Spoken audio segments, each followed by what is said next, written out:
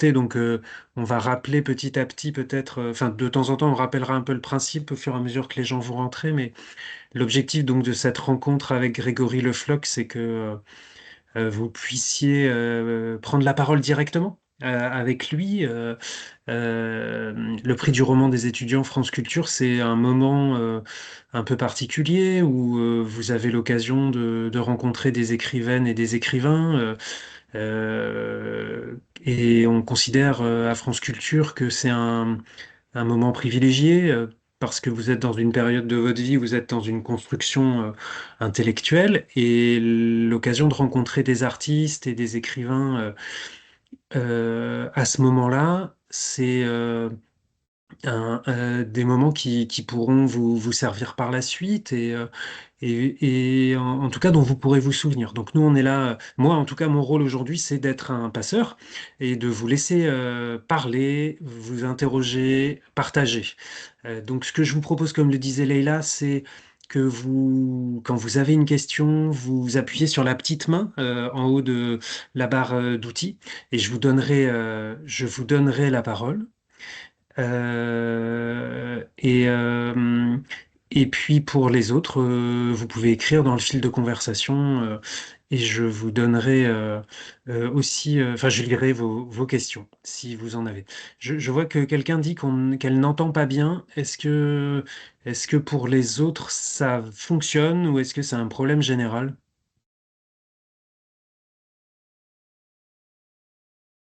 Non, il y a Bon, Christine qui dit qu'on ne me voit pas. Est-ce que vous me voyez les autres? bon. On a des petites mains avec des Oui, pouces en l'air qui se lèvent. Donc c'est que c'est bon. ça fonctionne. Super. Ben, merci beaucoup en tout cas d'être là. Normalement, ben, vous avez pris connaissance du livre de Grégory ou vous êtes en train de le lire. Euh, je vais juste peut-être rappeler que Grégory, vous êtes écrivain depuis plusieurs années, que vous avez écrit plusieurs ouvrages, notamment de parcourir le monde d'Eddie Rodet, qui avait eu le prix Vepler et qui nous avait beaucoup, qui avait plu. C'était un livre très, très étonnant. On y reviendra peut-être. Ensuite, Gloria, Gloria, puis un éloge de la plage. On y reviendra peut-être aussi. Savoir un peu la place des lieux, Mm. de la nature dans votre œuvre. En tout cas, peut-être aussi comme matrice d'écriture. Et donc cette année, Peau d'ours. Euh, Peut-être que donc je vais commencer par une première question et pendant ce temps, n'hésitez pas dans le fil de conversation à écrire ou à commencer à mettre des petites mains en l'air, hein, vous n'hésitez vraiment pas. Grégory, vous êtes écrivain et enseignant de français, je crois. Oui.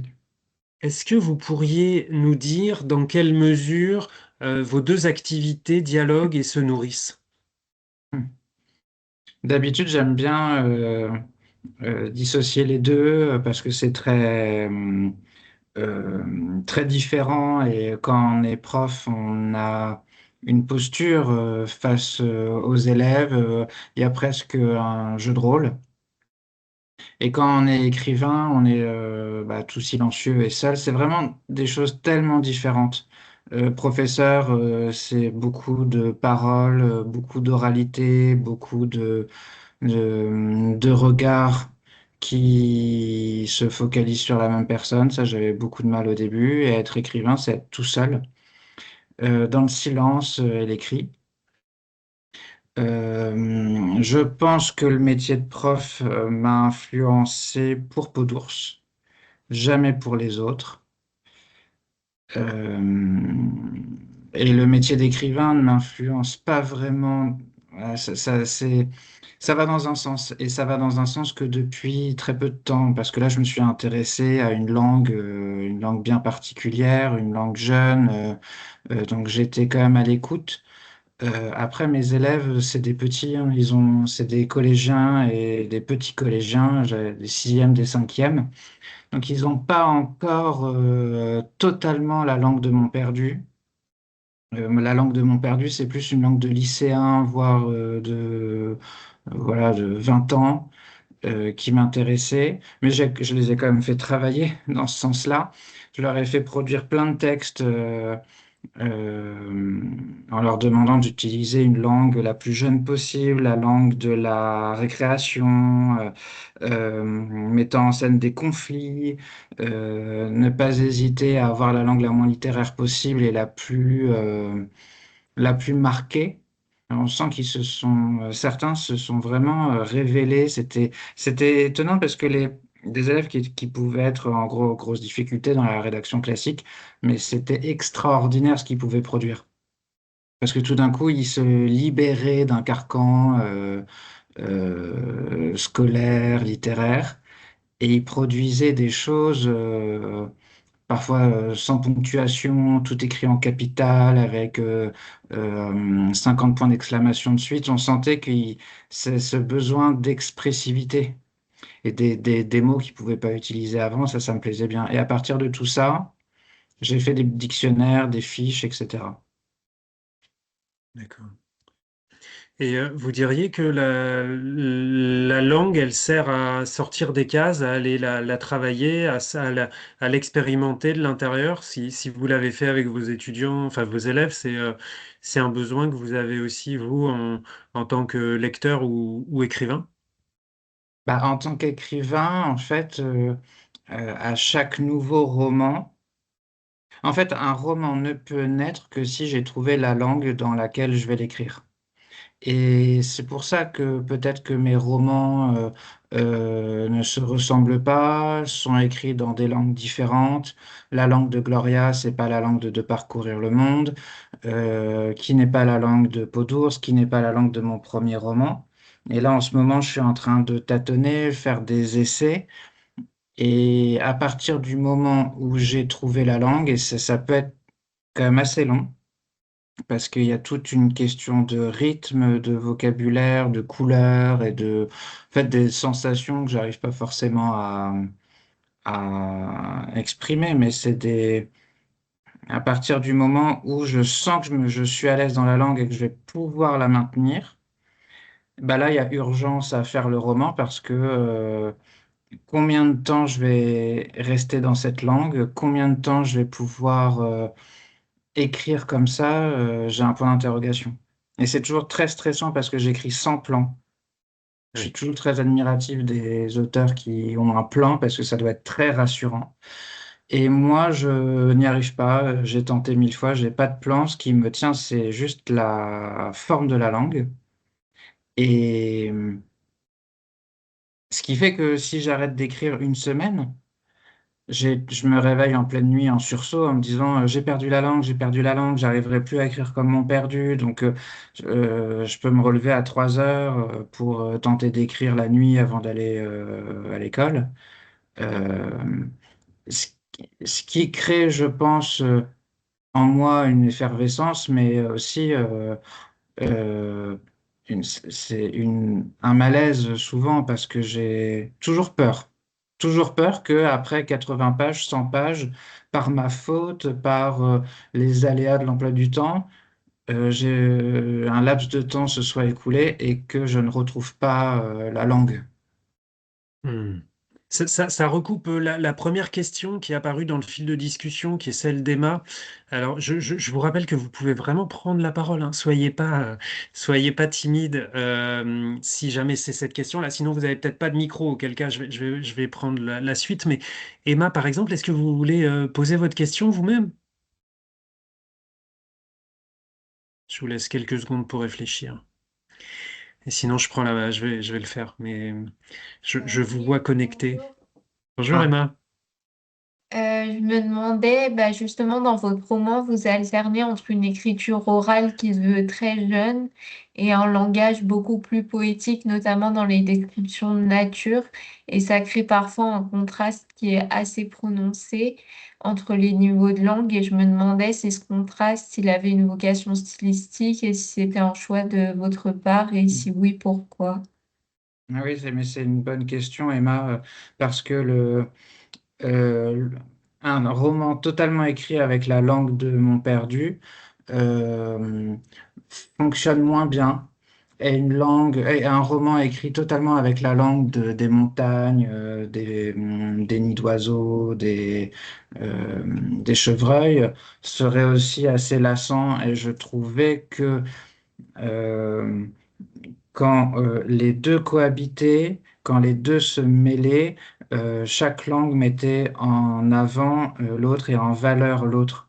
Tout d'un coup, on découvrait que la langue de Montperdu était pleine d'expressivité, de violence, de rapidité et de beauté, et que la langue de lyrique des montagnes était aussi très belle.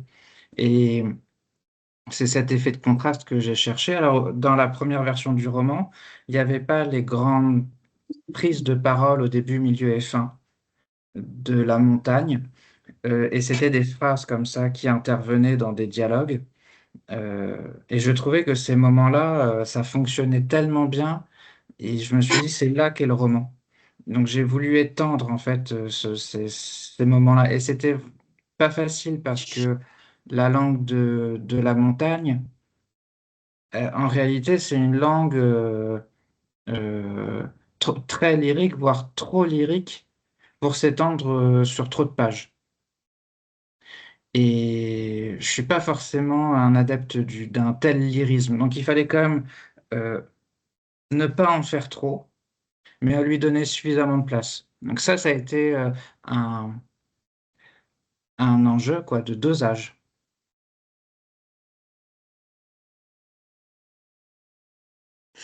Vous avez mis du temps à trouver ce dosage, ça veut dire que ça, vous avez tâtonné, parce que tout à l'heure vous parliez du sentiment d'urgence en vous disant Ouais. j'ai pas de plan, donc il faut pas que je perde la langue. Mais est-ce qu'à un moment donné, une fois que vous avez une première V, enfin une V1, après vous triturez, Ouais. vous retravaillez ou tout est déjà là? Non, non, je passe mon temps à retravailler une fois que... C'est pour ça que il y a une sorte de précipitation pour arriver le plus vite possible à la fin. Et j'avais la fin dès le début. Je savais que je voulais que mon perdu les bouffe tous. En fait, je voulais vraiment voir cette fille s'acharner sur eux et nous libérer de plein de choses. Donc, il y a une course contre la montre pour arriver à cette fin, pour pouvoir reprendre. Et là, la langue de mon perdu, c'est la langue de mon perdu, c'est pas la langue de quelqu'un d'autre, hein. Elle a pour effet, elle a pour effet de donner des effets de jeunesse. Pardon, Noémie, est-ce que vous pouvez couper votre micro, s'il vous plaît? On vous entend? Mhm. On entend des enfants. Eh oui, on entend des enfants, ce qui est trop chouette, hein. Mais Et, hum, et voilà, donc ça a été tout un effet de dosage pour la langue de mon perdu, parce que la langue de mon perdu, c'était vraiment à un mot près. Je voulais qu'elle soit hyper expressive. Une première version allait beaucoup plus loin, puis je me suis calmé, puis j'ai essayé de remettre le curseur un peu plus loin, phrase par phrase, et aussi mon perdu a une évolution dans sa langue, c'est-à-dire que le dernier quart du roman, elle quitte un peu les apparats d'une langue très expressive et très marquée, pour de plus en plus épouser en fait et s'approcher de la langue de la montagne. oui, merci beaucoup. Peut-être une question, la question de Karim sur sur Paul Bétreciado, pardon, et sur la place du monstre. Karim, est-ce que vous voulez prendre la parole? Oui, je veux bien. Eh bien, allez, à vous. Merci, hein. Donc moi, ma question, c'était donc est-ce que l'écriture de Paul Preciado, justement, vous avez accompagné durant l'écriture de Peau d'ours, notamment sur la question du monstre, parce que Preciado, justement, a écrit un ouvrage à ce sujet. Et voilà, après j'aurais une deuxième question plus précisément sur le monstre, notamment, moi, je trouvais super intéressant le passage où il est expliqué que finalement le village a besoin d'un monstre pour s'expier un petit peu de ce qu'il y avait de monstre en eux et ce qui faisait un petit peu de Montperdu une sorte de bouc émissaire finalement de ce village. Donc voilà, je voulais un petit peu votre avis là-dessus.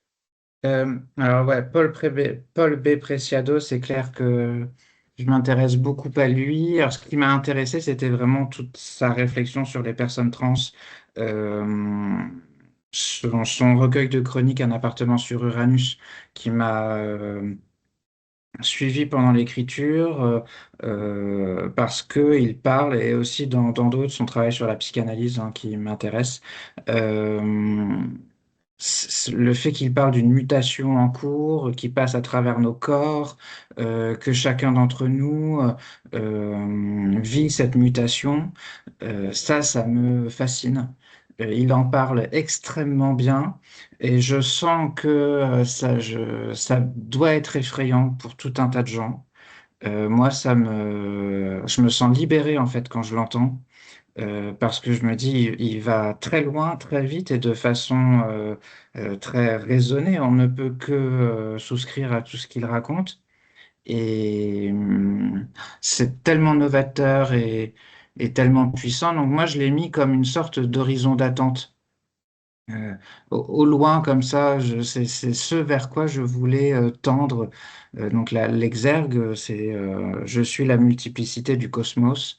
Cette phrase, déjà, je trouve qu'elle est poétiquement tellement belle. Ça pourrait être un vers de poème. Je suis la multiplicité du cosmos.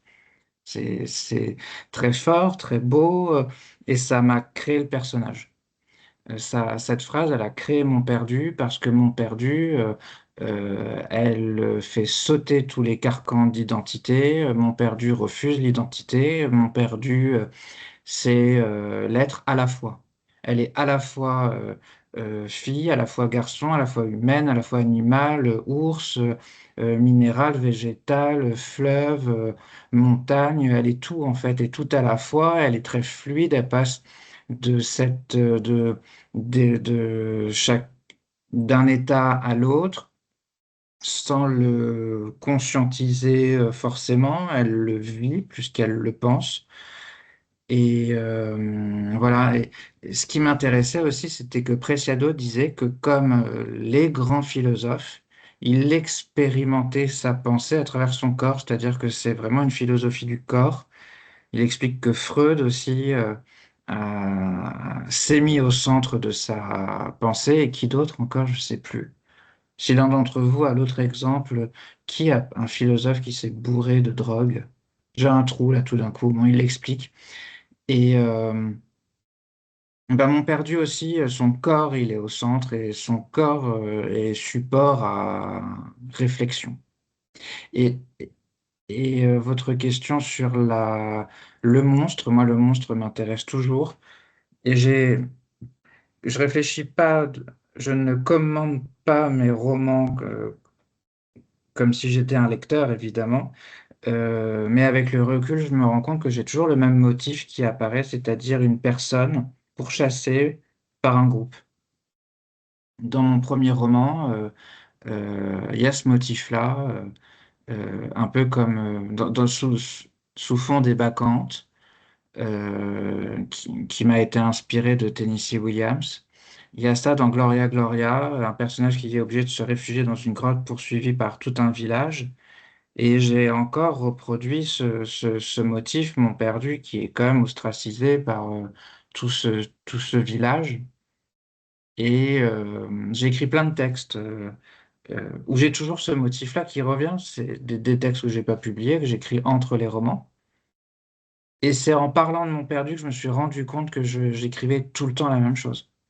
Et systématiquement, ce sont des personnages qui sont pourchassés parce que pointés du doigt en tant que monstrueux, monstrueux dans Gloria Gloria, monstrueux sexuel, pervers sexuel selon le village. Euh, Mon perdu, monstrueuse parce qu'elle n'est pas dans la case qu'on l'attend, et n'a pas l'identité fixe qu'on attend d'elle. Et je pense que oui, l'idée du monstre me fascine. Et dans le roman, j'espère que l'image du monstre évolue, que mon perdu très vite perd cet aspect monstrueux, et que les vrais monstres sont perçus par les lecteurs.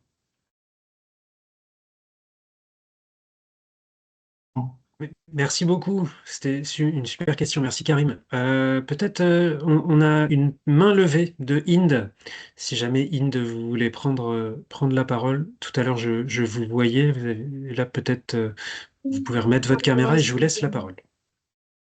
pardon, je suis désolée, j'ai coupé la caméra parce que j'ai un petit monstre de 5 ans qui est un peu trop curieux. Je voulais vous poser la question si, pour ma part, j'ai beaucoup aimé votre livre parce que j'ai grandi en haute montagne, au fin fond de la vallée d'Aspe, dans les Pyrénées. Et j'ai reconnu certaines choses qui se passaient socialement dans les villages que j'ai retrouvés dans votre livre. Mais je l'ai trouvé très triste en fait, parce que je trouve que cette pauvre Nina, cette pauvre mon perdu, j'ai l'impression elle a personne de son côté, qu'à la fin du livre, rien n'est réglé, que ce soit son poids, sa vie sociale, son rapport avec ses parents. Et du coup, j'ai l'impression qu'elle se perd comme ça dans sa détresse en devenant un monstre, et j'ai trouvé ça triste pour elle. Ah bah, je suis en partie d'accord, c'est-à-dire que déjà, c'est marrant que vous ayez retrouvé cette atmosphère de village parce que, alors, moi aussi, j'ai grandi dans une toute petite ville à l'écart, donc je pense que c'est ça, c'est ce point commun, peu importe le village, qu'on soit au fin fond de la Normandie, au sommet des Pyrénées ou en Alsace, le microcosme est le même. Et euh, j'ai commencé à écrire avant d'aller dans les Pyrénées. Et j'avais écrit la moitié du roman quand j'y suis passé pour une semaine. Et l'intérêt, c'était pas forcément de vérifier si ma représentation de la nature, de ces vallées, de ces montagnes était juste. C'était parce qu'en fait, si je m'étais senti complètement à côté de la plaque, si j'avais senti que j'avais inventé des montagnes merveilleuses, j'aurais conservé en fait ce motif de la montagne et cette façon de représentation de la montagne parce que j'avais pas forcément une envie de réalisme. Et, mais quand même, sur certains points, quand j'y suis allé, je retrouvais quand même des sensations. Moi, ce qui m'intéressait dans les montagnes, c'était toute l'inspiration livresque, en fait, parce que j'ai lu beaucoup de romans de montagne, que ce soit Cognetti, Ramu, etc. J'ai pris beaucoup de notes sur tous ces romans de montagne, Irénée Sola. Et c'est la montagne en littérature qui m'a inspiré, et moi, la montagne en vrai. Et alors, la tristesse, ça, je suis totalement d'accord, c'est un livre triste. J'écris quand même des livres relativement tristes, même s'il peut y avoir, par exemple, dans De Parcourir le monde, une absurdité dans les comportements et l'intrigue qui relève du comique. Mais ça ne fait qu'accentuer le désespoir. À la fin du roman, au contraire, moi, je trouve que mon perdu se libère de tellement de choses qu'il y a une sorte de... En tout cas, moi, je l'ai vécu comme une joie. Je sais que certains lecteurs ont eu la même lecture que moi, c'est-à-dire que, alors, les parents m'ont perdu à la fin. Pour moi, c'est un rite de passage. Elle devient adulte. Les parents, il y a une sorte de réconciliation. En tout cas, elle est allée au plus loin avec eux dans l'apaisement. Ils peuvent pas faire partie du nouveau monde qu'elle a créé. Donc elle s'en sépare ou il s'éloigne, mais je trouve que c'est apaisé. Son poids, ça n'a jamais vraiment été un problème pour elle, c'est un problème pour les autres. Elle a le poids qui correspond à son envergure, en fait, parce que je voulais un personnage de grande envergure. Et son poids, moi, m'aidait à créer cette force.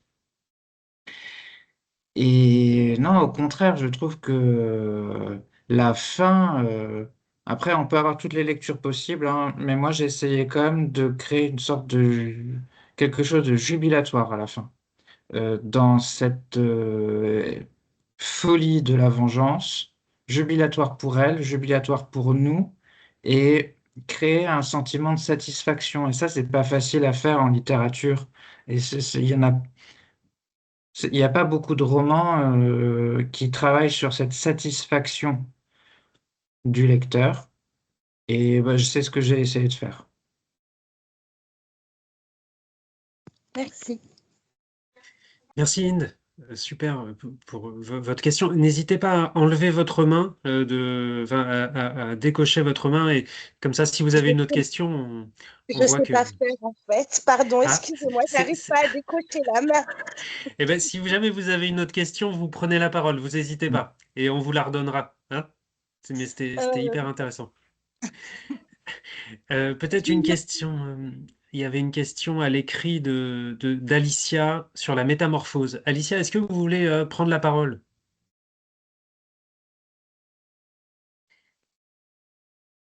Bon, bah, je vais la prendre dans ma voix alors, si vous voulez. Ma question porte davantage sur la métamorphose et surtout sur la fin.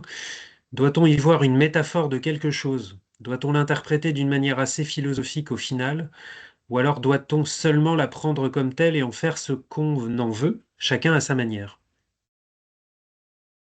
Doit-on y voir une métaphore? De toute façon, la métamorphose est forcément métaphore. Clairement, j'ai écrit ce qu'on pourrait appeler un conte. Donc, il y a ce plaisir de la lecture premier degré. Et moi, j'aime les lectures premier degré, sur laquelle on peut évidemment poser tout un tas d'autres lectures. Moi, j'y voyais vraiment une évolution, un personnage qui naît dans un corps et qui se transforme ce corps pour arriver à autre chose, une sorte de mue. Et c'est Preciado qui m'a aidé à penser ça. Je pense que cette mue n'est pas réservée qu'aux personnes trans. On est tous en mue, alors évidemment à des degrés différents, ou en tout cas j'espère que tout le monde est en mue, et moi je me vois vraiment sur un chemin de mue perpétuel, mais vraiment tout le temps, au point que c'est pour ça que moi le terme d'identité me parle vraiment pas, parce que je vais avoir l'identité du lundi, et l'identité du mardi sera différente, et l'identité du mercredi. Et je trouve qu'aujourd'hui, on est quand même très focalisé sur cette idée d'identité. Je suis. Et on trouve tout un tas d'attributs. Euh, et j'aimerais que peut-être on se focalise moins là-dessus pour qu'on rentre dans une grande mue, parce que cette obsession de l'identité empêche en fait toute transformation, euh, tout passage. Et mon perdu, je l'ai vraiment conçu comme une sorte de modèle pour moi. J'aimerais avoir sa capacité, en fait, de violence, que je n'ai pas eu quand j'aurais dû, par exemple. Savoir sa capacité de réaction, même si, évidemment, c'est pas que l'être fort, et elle s'effondre très, très, très régulièrement. Mais euh, elle est celle qui n'hésite pas à changer d'espèce. Et moi, c'est ça qui me porte. J'espère que j'ai bien répondu. Merci Grégory. On a une question d'Annabelle. Annabelle, je vous laisse la parole. Oui, bonjour. Du coup, j'ai lu votre roman et qui pour moi est un de mes préférés, enfin un des préférés de toute la sélection, et surtout pour le côté très original, sur le côté monstrueux, comme vous venez d'en parler, et sur les transformations. Et moi, ma question, c'est qu'est-ce qui vous a inspiré pour créer le personnage de Mon Perdu? Est-ce que vous avez fait un travail de recherche, d'analyse, une petite enquête sociale? Alors, merci pour la question, Annabelle. Euh, pour créer le personnage de Mon Perdu, en fait, et en fait, il se crée tout seul. J'ai pas décidé, puisque je suis quand même un grand lecteur et je passe, ma première activité, je lis. Et j'ai lu l'année avant Mon Perdu, Tanya Tagaq. Tanya Tagaq, qui est une autrice, avant tout une chanteuse, que j'ai pu interviewer. J'avais fait un long papier sur elle dans Bastille, et on avait beaucoup communiqué. C'est une chanteuse inuite, donc autochtone du nord du Canada, qui fait scandale sur les réseaux sociaux, qui peut avoir des associations contre elle. Si vous voulez savoir qui c'est, il y a un Trax sur elle. C'était l'émission à l'époque d'Arte, sur Arte, et ça vous montre toute sa saveur. Moi, je l'ai découvert très jeune parce qu'elle avait fait un duo avec Björk. C'est une chanteuse de gorge.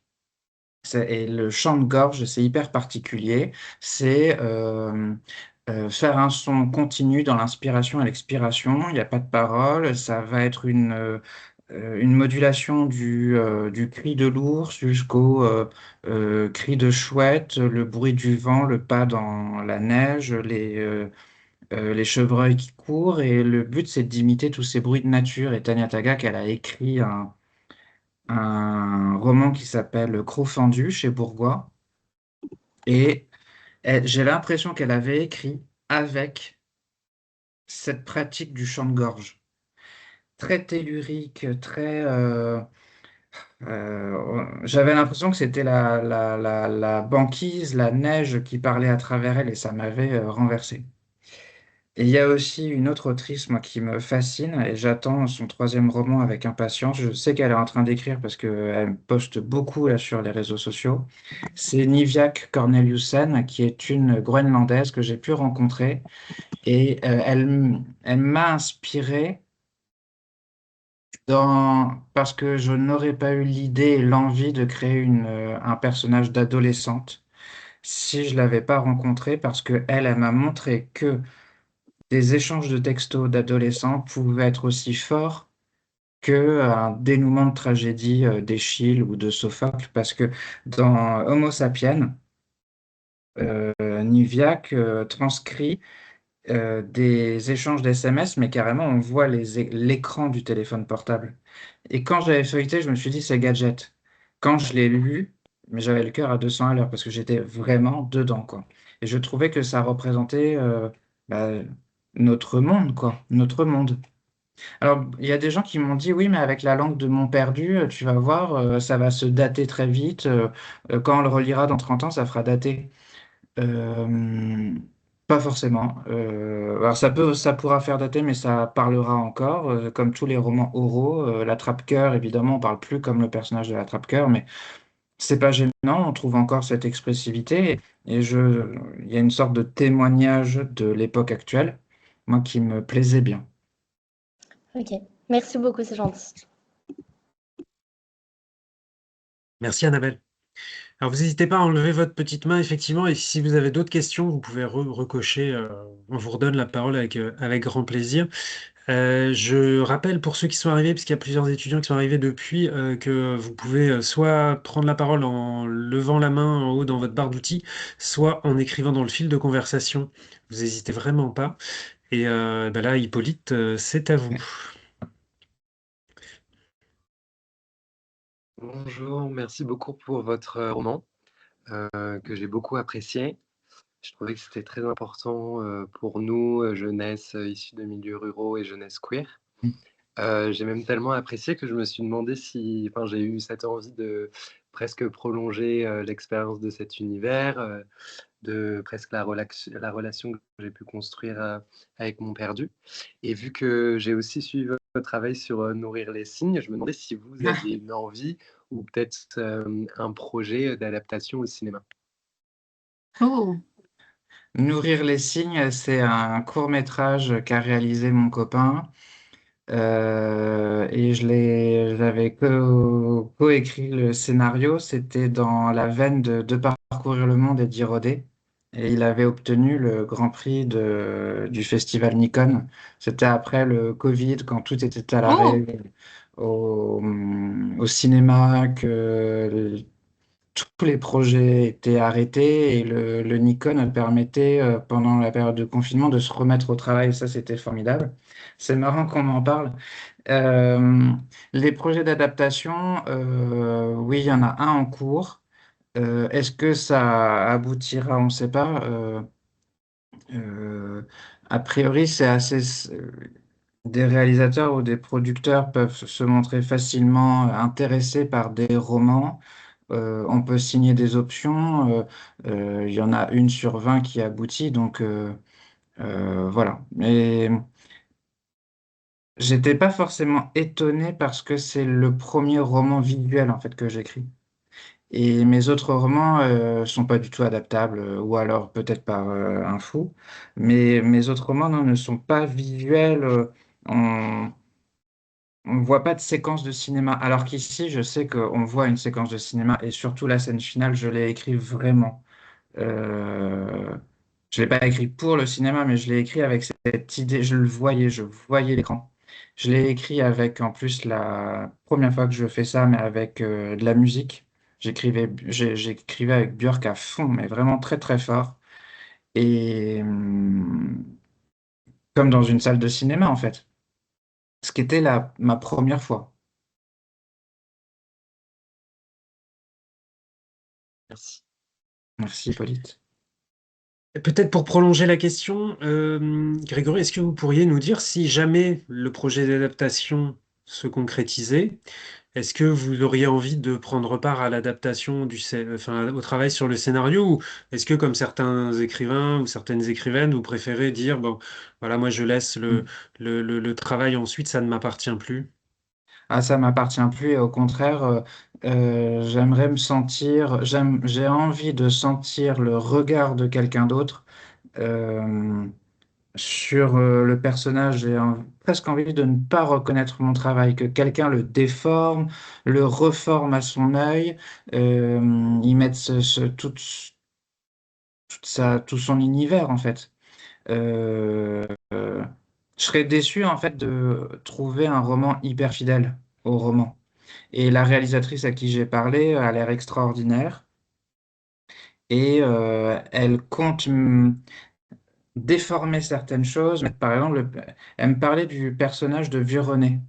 Et le personnage de Vieux René, elle trouve qu'il n'a pas une place assez importante dans le roman. Et elle compte en faire un personnage principal qu'on le retrouve beaucoup plus souvent. Et je trouvais que c'était tellement intéressant de sa vision parce que moi, ce que je déteste en étant écrivain, c'est qu'on est tout seul. Et je me sens hyper seul quand j'écris, je me sens tout le temps tout seul. Il y a cette idée de s'isoler. Alors, je sais que certains écrivent, par exemple, Emmanuel Bayamaktam me disait qu'elle écrivait au café, tout le temps au café. Donc, peut-être qu'elle n'a pas cette sensation d'être seule, mais moi, je suis obligé d'être seul dans une pièce. Et je me dis, quelle joie de pouvoir partager un truc comme ça avec quelqu'un d'autre qui va s'emparer du roman.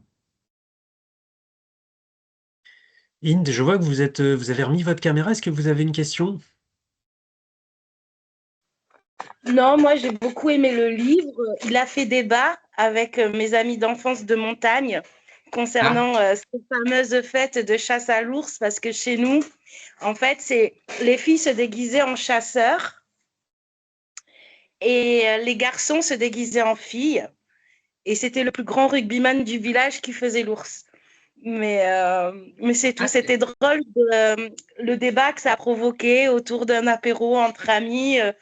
Personnellement, je ne connaissais pas vos œuvres, vous ne connaissez pas non plus, mais ça nous a fait revivre un peu notre enfance et c'était bien sympa comme moment. et Merci beaucoup. c'est dans quel village qui a cette inversion des genres comme ça? C'est en Vallée d'Aspe, au fin fond des Pyrénées, pas loin de la frontière espagnole. Oui. Et j'ai un petit village qui s'appelle Bors, mais toute la vallée d'Aspe de toute façon. Et je me suis reconnue dans ces petits véhicules qui montent en haut des montagnes et les copains qui ont une maison en haut en montagne, une autre Ouais. dans la vallée. Tout ça, c'était vraiment bien sympa. Merci beaucoup. Bah, moi, ce qui m'a interpellé, c'est toutes les vidéos que j'ai pu voir, et il n'y en a pas beaucoup, mais sur les fêtes de l'ours, qu'il y a par exemple à Prats des Molos. Et dans ce village-là, où il y en a trois autres, hein, et j'ai découvert ça grâce à des photos, il n'y a pas cette inversion, et ça m'aurait intéressé aussi, hein. Parce que je trouvais que ces fêtes de l'ours, et j'ai pu discuter avec quelqu'un qui s'y connaissait bien et qui chassait les fêtes de l'ours à travers l'Europe. Il y a une répartition genrée presque ancestrale, c'est-à-dire un homme dans une peau d'ours, chassé par des hommes, et l'homme, avant d'être abattu par les bergers, se défoule et montre sa puissance sur des jeunes filles.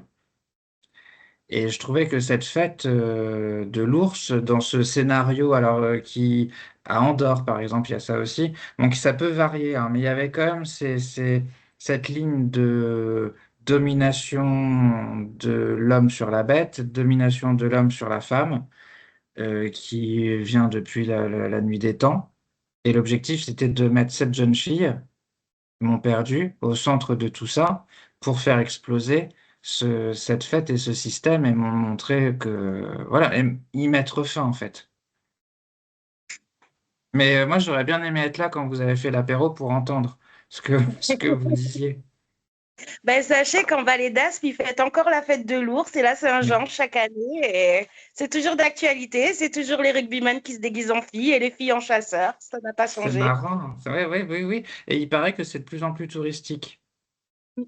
Et il y a de plus en plus de monde qui y va. Il y a des Airbnb, il y a des gens qui louent leur maison sur Airbnb. Il y a quelque chose qui se crée. Alors certains authentiques du village qui aiment cette fête disent que c'est en train d'être dévoyé par les touristes, mais c'est très intéressant.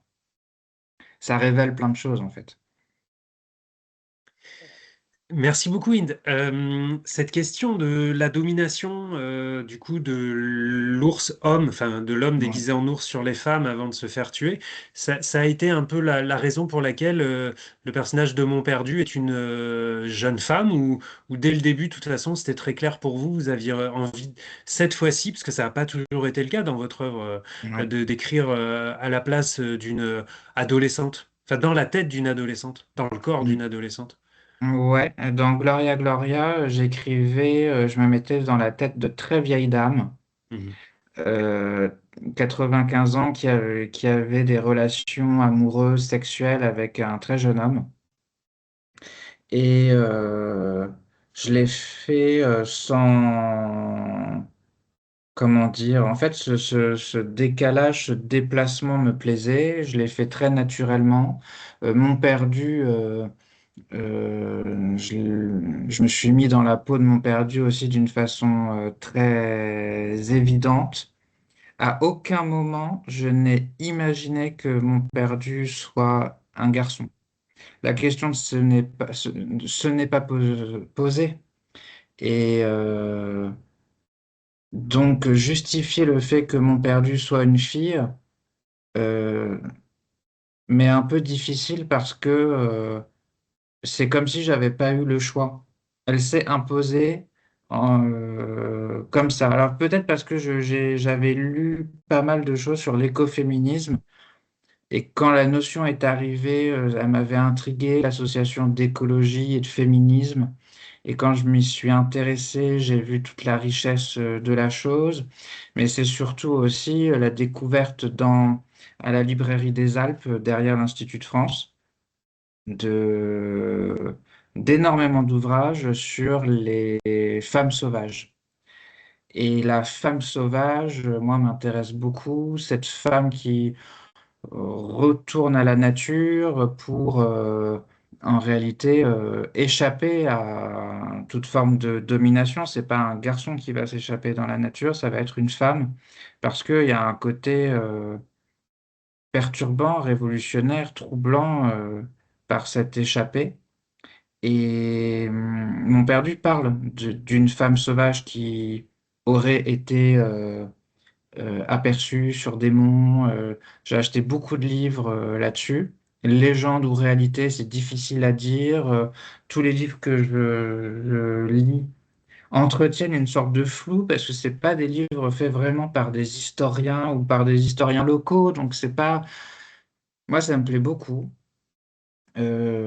L'une des explications que j'ai pu lire, c'était que ça pouvait être une femme espagnole qui aurait échappé à un mariage forcé et qui se serait réfugiée sur des monts français et qui aurait trouvé plusieurs hivers de suite refuge dans des tanières. Donc elle aurait vécu dans les sommets parmi les ours, les rochers et sous la neige, aperçue par des bergers qui auraient montré une certaine hostilité vis-à-vis d'elle parce qu'elle aurait été aperçue nue. Bon, bah, moi, ça me fascine, hein, ce genre de choses. Mais c'est drôle parce que j'en ai jamais parlé, mais l'année avant l'écriture de Peau d'ours, j'ai vu un film remarquable. C'est Picnic à Hanging Rock. Il y a un roman, c'est un roman australien et je l'ai lu après, je l'ai fait lire à mes élèves et depuis je le fais lire systématiquement. Ce sont de jeunes filles d'un pensionnat australien, bon chic, bon genre, etc., qui ont le droit à une journée de pique-nique dans le bush australien, dans des sortes de rochers un peu étranges, volcans, montagnes. Et elles y vont, il fait très très chaud, et il y a une sorte de langueur qui s'installe, il y a tout un travail sur la musique, il y a des vibrations, et j'ai voulu retrouver ces vibrations, en fait. Il y a les rochers de la bouche du diable dans le roman, où mon perdu entend beaucoup plus fortement la voix de la montagne. Et ces jeunes filles se sentent aspirées, attirées par ces rochers, et ça m'avait bien inspiré. Ouais, c'est un film de Peter Weir. C'est Oui. un superbe film. Vraiment, je vous encourage à le voir si jamais vous ne l'avez pas vu. Alors peut-être on va rentrer du coup un peu dans la mécanique d'écriture, si vous êtes d'accord, Grégory, parce que je vois qu'il y a deux questions à l'écrit un peu là-dessus. Donc notamment une question d'Anne-Sophie. Anne-Sophie, est-ce que vous voulez prendre la parole ou peut-être vous n'avez pas de micro, donc c'est compliqué. C'est comme vous voulez. Anne-Sophie. Bon, ben, je vous la lis, Grégory. Quelles sont vos pratiques d'écriture? Écriture la nuit, le jour? Est-ce que vous prenez des notes? Est-ce que vous avez d'autres outils? Combien de temps avez-vous mis pour écrire ce livre? Et est-ce que vous visiez un public particulier? Plein de questions dans la question, mais peut-être déjà sur vos pratiques d'écriture. Ouais, mais c'est ultra important parce que c'est la base de tout, en fait. Tout vient de cette question-là. Et si on n'est pas à l'aise et si on n'a pas trouvé la pratique, on peut pas écrire. Tous mes romans, je les ai écrits par cahier, dans des cahiers, à la main, avec un stylo, des cahiers d'école, Monoprix, toujours les mêmes. Non, non, pas toujours. Non, en plus, ça c'est faux. À Paris, toujours des cahiers Monoprix, mais j'ai énormément écrit en Italie. J'y allais énormément à un moment et j'écrivais toujours dans des cahiers que j'achetais dans des supérettes italiennes et je cherchais les cahiers scolaires les plus Hello Kitty, des trucs comme ça, quoi. Et je sais pas pourquoi, c'était peut-être pour désacraliser le moment d'écrire, créer voilà, ça me m'étonne pas, j'ai un goût comme ça, je vais pouvoir prendre des notes sur Proust dans des cahiers Hello Kitty, ça me dérange pas, je trouve que l'association des deux fonctionne. Bon, bref. Donc, et j'écrivais dehors, beaucoup dehors et beaucoup à la plage. C'est pour ça que j'ai écrit un éloge à la plage, un éloge de la plage, que j'ai écrit à la plage. Parce que le mouvement des vagues, il y a quelque chose qui se passe. Je suis normand. Ma mère m'emmenait un jour sur deux à la plage. On y allait en filet direct après l'école. Euh, et c'est un monde tellement particulier. Cette grande étendue de mer, cette grande étendue de ciel qui fonctionne comme un écran de cinéma où on projette en fait toutes ces pensées, ces images. En réalité, on pense qu'on regarde la mer, mais en réalité, on se regarde au fond de soi. Et moi, ça me fait émerger tout un tas d'images qui m'inspirent. Mais pour Peau d'ours, il y a eu un changement radical. Le cahier fonctionnait pas. Et parce que Peau d'ours, c'est un roman qui doit s'écrire à l'ordinateur, donc je l'ai écrit avec mon PC. Je l'ai écrit affalé sur un canapé, une position un peu vautrée comme j'imaginais Peau d'ours, mon perdu dans son lit. Et là, ça s'est fait. Et je- moi qui réclame un silence total quand j'écris, là, ça me dérangeait pas qu'il y ait du bruit parce que j'essaie de retrouver quelque chose d'adolescent, de l'ordre de la désorganisation, voilà. Et je sais que le prochain roman, là, ce sera pas ça. Parce que la langue de mon perdu exigeait, et le prochain, je vais repasser à l'écriture manuscrite.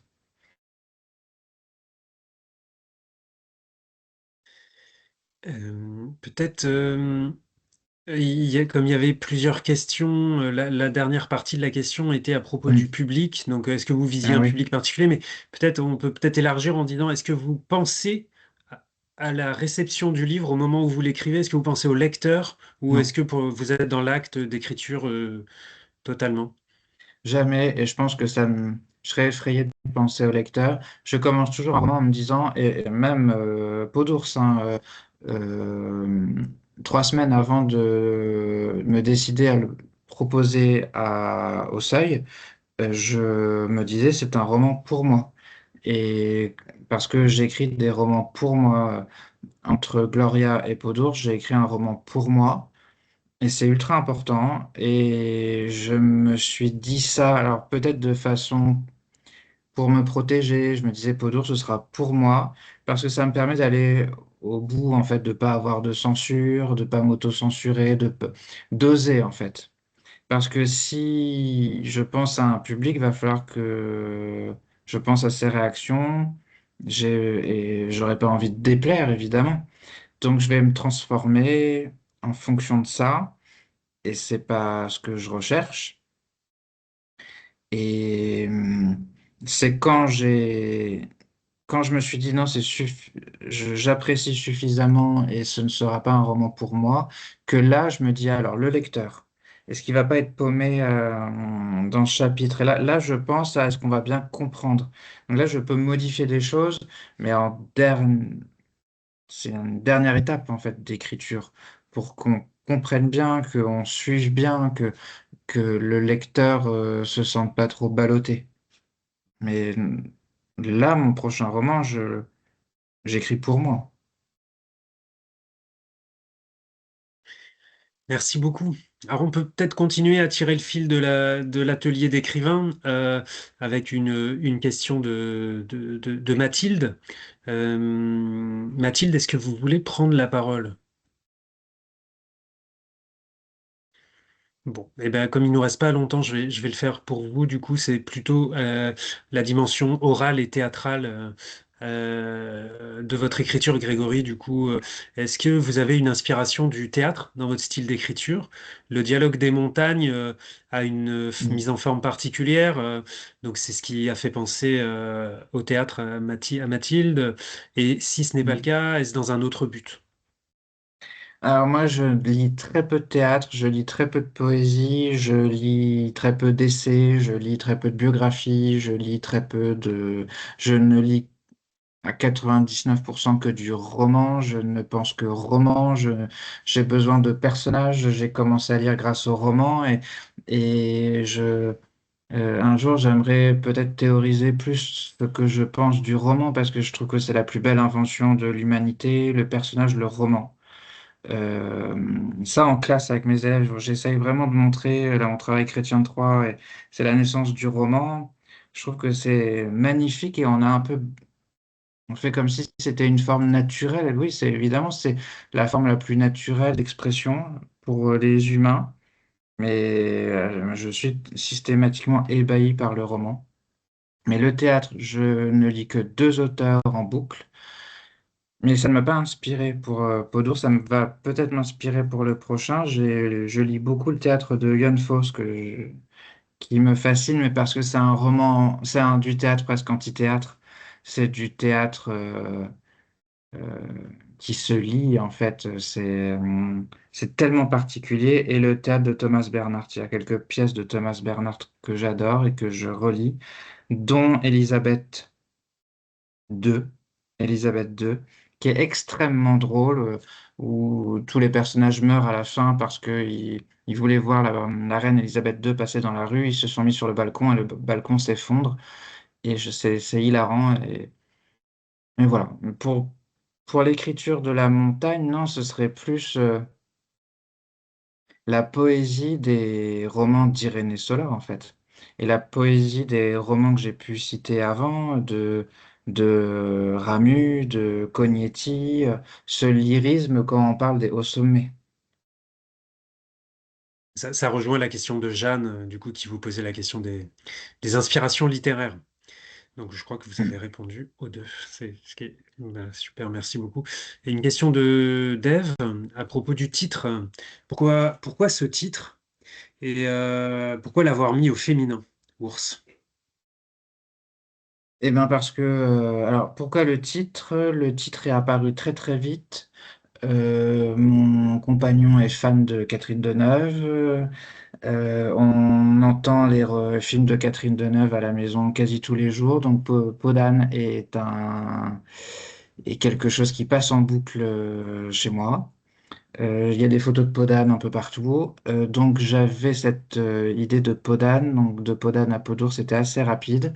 Euh, le E, évidemment, pour féminiser, parce que pour décaler, interroger, parce que le principe féminin était une sorte de principe révolutionnaire pour faire exploser cette fête de l'ours.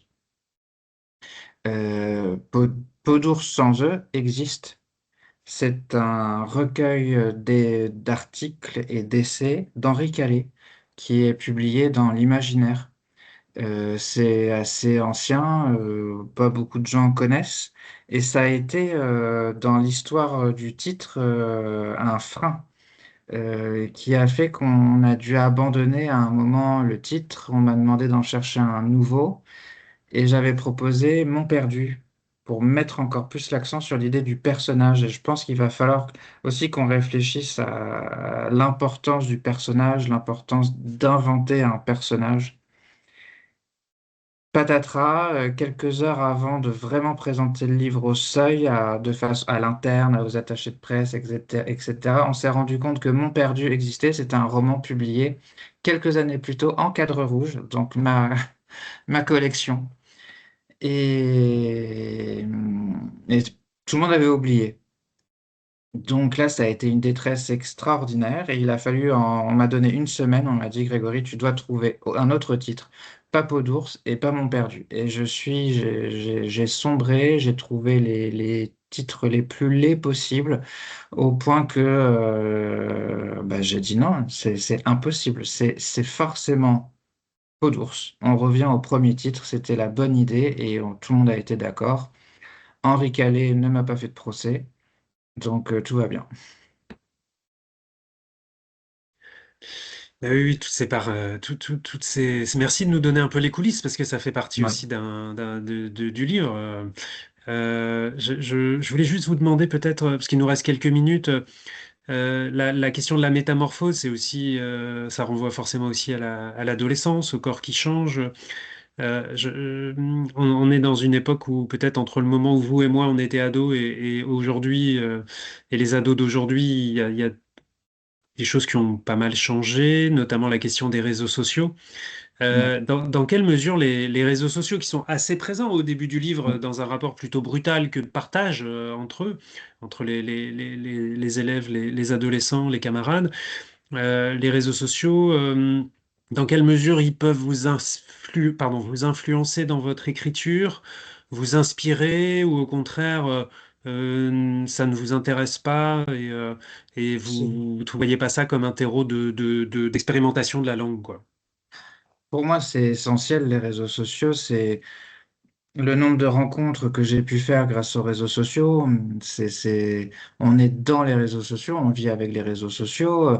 Même en tant que lecteur, je découvre des livres formidables grâce aux réseaux sociaux. Il y a des communautés de lecteurs, mais je vois bien aussi tout l'enfer que c'est. L'enfer dans lequel on peut tomber, l'addiction. Alors ça, c'est pas le sujet du roman, même si on voit que mon perdu est totalement addict à son téléphone, comme moi, je peux être addict au mien. J'ai des taux d'écran, des temps d'écran faramineux. Mais j'essaye quand même de rassurer les plus jeunes, les ados, les collégiens, lycéens, en leur disant que je peux avoir des temps d'écran complètement délirants et être en même temps un grand lecteur. Donc, il y a possibilité de ne pas concilier les deux.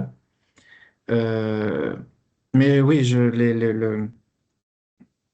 en fait, il y a un moment où, et on revient à ce qu'on a dit au début, les réseaux sociaux se retransforment en chasse à l'homme ou chasse à la femme. Euh, C'est-à-dire, on reproduit des choses ancestrales. Il y a des tableaux de chasse à la femme qui sont très beaux chez Degas, etc. À la Renaissance, c'est un motif qu'on retrouve de chasse à l'homme, qui sont terrifiants. Et quand c'est des adultes, c'est dramatique, mais quand c'est des enfants ou des adolescents complètement démunis, voilà, c'est révoltant. Moi, je sais que j'ai eu la chance de faire une adolescence sans téléphone et sans réseaux sociaux parce que ça n'existait pas. Et le harcèlement s'arrêtait quand je rentrais chez moi. Et c'était ma grande chance. Une fois chez moi, j'étais tranquille. Et tous les enfants de mon âge, on était tranquilles une fois à la maison. Mes élèves, eux, ne sont plus jamais tranquilles. Le téléphone se transforme en bombe à 2 heures du matin, à 4 heures du matin. C'est presque une arme à feu qu'ils ont dans leur lit parce que je sais qu'ils dorment avec. Et il y a une addiction terrible. Mon père dort avec son téléphone au point qu'à un certain moment, elle le jette par la fenêtre. Et moi, j'ai parfois des envies de jeter mon téléphone par la fenêtre. Je passe mon temps à supprimer l'application d'Instagram et à la réinstaller. Et c'est très malsain. Je sais que Instagram est hyper malsain. Mais j'aimerais atteindre, mais, parce qu'il y a beaucoup de moi dans mon perdu, ce rêve où mon perdu se dit, tiens, je pourrais être une ermite, trouver cette grotte dedans à l'abri, etc. Elle le rêve sans téléphone portable. Mais c'est impossible. Moi, je rêve de trouver cette grotte où je capte rien. On arrive bientôt à la fin de la rencontre. Ça passe un peu trop vite, hein, malheureusement. Peut-être il y a une question de François. Est-ce que vous êtes branché? Vous pouvez parler, François? Oui, euh, bonjour, Ben, merci Grégory de ce Bonjour. livre qui était hyper intéressant. Euh, en fait, personnellement, j'ai de la fin du roman, j'ai trouvé très très dur. J'ai eu du mal à la vivre pleinement. Mais en fait, je trouve que Mon Perdu, elle finit par accepter une métamorphose qu'elle dit ne pas désirer. Quand sa sœur la montagne lui demande d'écouter ses instincts d'ours et d'écouter la voix de l'ours, moi je l'ai vécu comme une trahison de la part de la montagne, qui était en fait sa dernière amie. Et au final, elle essaye elle aussi de la mettre dans une case d'une certaine manière. Ouais. Donc, est-ce que vous pensez que Nina aurait pu s'en sortir? Mais sans sort, oui, voilà, mais c'est hyper intéressant, François. Et je l'avais pas vu comme ça, mais c'est vrai aussi, mais c'est parce que mais votre réflexion est dans la suite logique du roman, c'est-à-dire que je réfléchis à la liberté et à la fatalité, c'est-à-dire qu'on Oui, a tous un destin, ou en tout cas, on est limité par son corps et l'évolution de son corps et la capacité qu'on a dans la société d'évoluer. Mon perdu tente par tous les moyens d'exploser le carcan, mais il y a 1000 injonctions de tous côtés. Et c'est vrai qu'il y a encore cette dernière injonction, mais je trouvais qu'elle arrivait, alors cette dernière étape de l'évolution de mon perdu, on arrivait quand même à associer une certaine liberté de euh, mon perdu. Il y a quand même ce désir animal en elle et le rôle que la montagne souhaite qu'elle joue comme un maillon. En fait, tout individu ne peut être qu'un maillon. Et là, mon perdu n'est pas un maillon de la société, mais un maillon de la montagne, quoi. Elle est une pierre et c'est la montagne qui jette cette pierre sur la foule. Euh, mais en réalité, mon perdu dépasse le stade de l'individu à la fin. Mon perdu, à la fin, elle est un personnage qui est censé nous représenter tous. Et comme dans un acte dernier de tragédie grecque, c'est le moment de la catharsis, le moment où mon perdu produit un acte qui doit nous parler à tous et nous purger en réalité. Je l'ai vraiment vécu comme ça et écrit comme ça, cette grande purge des passions, c'est-à-dire que cette immense vengeance qu'on voudrait faire à tous nos harceleurs, à tous ces salauds qui nous ont voulu du mal, qui nous ont fait du mal, qu'on qu'on ne pourra pas assouvir parce qu'on est dans une société civilisée, c'est mon perdu par ce biais du personnage fictif qu'on va la vivre et qu'on va se soulager, se satisfaire, se faire du bien. Et c'est pour ça que Mon Perdu, je trouve, à la fin, atteint un destin qui n'est pas triste, mais on peut le lire comme triste, hein. De toute façon, toutes les hypothèses de lecture se valent. Mais pour moi, je le trouve assez jouissif, donc assez heureux. Et c'est vrai que Mon Perdu, à la fin, presque, elle éclate en un millier d'atomes. Parce qu'elle nous représente tous, en fait. C'est comme si tous les lecteurs étaient rentrés en elle, ou quelque chose, oui, de beaucoup plus grand que les limites d'elle-même. Ok, merci. Je comprends mieux du coup votre point de vue sur la question. Merci beaucoup. Merci. Merci François. Alors on termine avec une question de d'Inde, si vous voulez la poser. Oui. Moi, j'aurais en fait deux petites questions. La première, c'est en tant qu'auteur, est-ce qu'il y a des thèmes ou des sujets que vous vous interdisez ou vous vous dites non, ça, c'est pas pour moi? Et la deuxième, s'il y a un livre que vous pouvez recommander on va dire à un mineur, à un jeune, ce serait lequel? Je m'interdis pas de thème, mais c'est vrai que des sujets, l'amour. L'amour me parle pas en littérature. Parce que j'ai une détestation, j'en ai qu'une, c'est la mièvrerie. J'ai toujours détesté la mièvrerie. Et j'espère en tout cas ne jamais basculer là-dedans. Ce qui fait que peut-être j'accentue une certaine violence et une littérature un peu âpre. Parce que je pense que c'est une façon de me protéger de ça. Je trouve que ce serait un péché ultime si un jour j'écris quelque chose de mièvre. Je pense que je n'écrirai plus. Et une lecture, bah, évidemment, Émilie Brontë, pour un jeune, Les Hauts de Hurlevent, à lire, lire, lire, lire et relire, et surtout ne pas en faire une lecture mièvre, parce que je sais que Les Hauts de Hurlevent, par une sorte de folie totale, fait partie de liste de New Romance actuellement. Et alors, toutes les interprétations sont possibles, mais pour moi, c'est le roman le plus violent du monde, où moi, j'ai vécu une violence totale qui m'a transcendé, avec une scène finale où Heathcliff déterre Catherine, qui est morte depuis plusieurs jours, pour l'embrasser. Bon, ben moi, ça m'a mais traversé, transporté. Je l'ai lu, j'étais en cinquième, donc j'avais 12 ans, j'en ai 39, j'y pense tous les jours. J'ai des photos d'Émilie Brontë partout, je suis sûr que, tiens, hop, j'ai Émilie Brontë ici, elle est partout en fait. J'ai les pierres du cimetière où elle est enterrée à côté. Et je pense que si on la lit trop tard, on loupe à côté, on loupe quelque chose, on passe à côté de la force du roman. Il faut lire Les Hauts du Hurlevent au collège. D'accord. Merci. Merci beaucoup, Grégory. Merci à toutes et à tous. C'est peut-être moi, hein, mais c'est peut-être que moi, mais j'ai l'impression que c'est passé